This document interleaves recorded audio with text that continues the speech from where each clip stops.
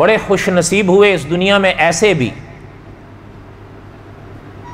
کہ وہ اگرچہ نبوت کے مقام پر تو نہیں پہنچ سکے کہ اللہ تعالیٰ نے ان کو نبوت نہیں دی، لیکن علامہ خالد محمود صاحب رحمۃ اللہ علیہ نے لکھا ہے کہ اللہ تک پہنچنے کے دو راستے ہوتے ہیں. ایک راستے کا نام نبوت ہے، راہ نبوت جسے کہتے ہیں، اور دوسری راہ کا نام ہے راہ ولایت جسے ولی کہتے ہیں.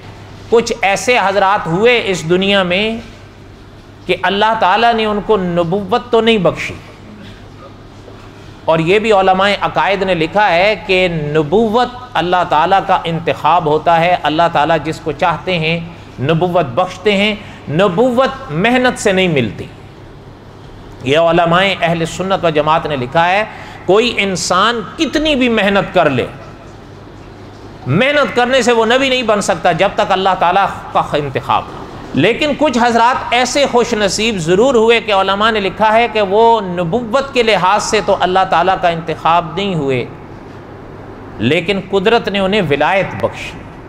حضرت طالوت ان میں سے تھے، آپ صلی اللہ علیہ وسلم سے پہلی کی امت میں تھے، لیکن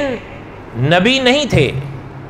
لیکن اس شان کے ولی تھے کہ اللہ تعالیٰ نے بڑے شاندار الفاظ میں ان کا تذکرہ اپنے پاک کلام میں بیان فرمایا. اس طرح کی اور مثالیں بھی ملیں کہ جو اپنے اپنے زمانوں میں ہوئے، اگرچہ وہ نبی نہیں تھے لیکن اللہ کے ولی اس مقام کے تھے کہ اللہ نے اپنے پاک کلام میں ان کے تذکرے فرمائے. مثلاً اصحاب کہف جو آپ صلی اللہ علیہ وسلم سے صدیوں پہلے ہوئے، ہمارے اور آپ کے ہاں یہ اصحاب کہف کے لقب سے مشہور ہیں،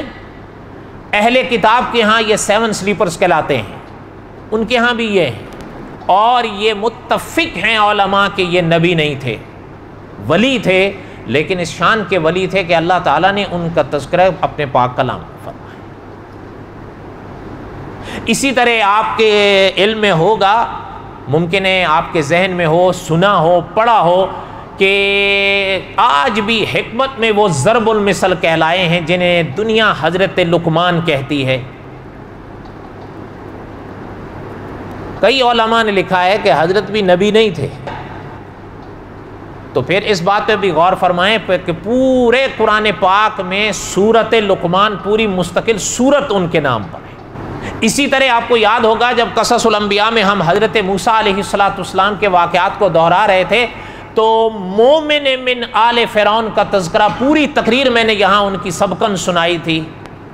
اور وہ تقریر محترم کی فرعون کے سامنے تھی. ایک تقریر وہ ہے جو میں آپ کے سامنے کروں اور بات ہے، ایک تقریر وہ ہے جو کوئی مسلمان عالم کسی مسلمان بادشاہ کے سامنے کرے اور بات ہے،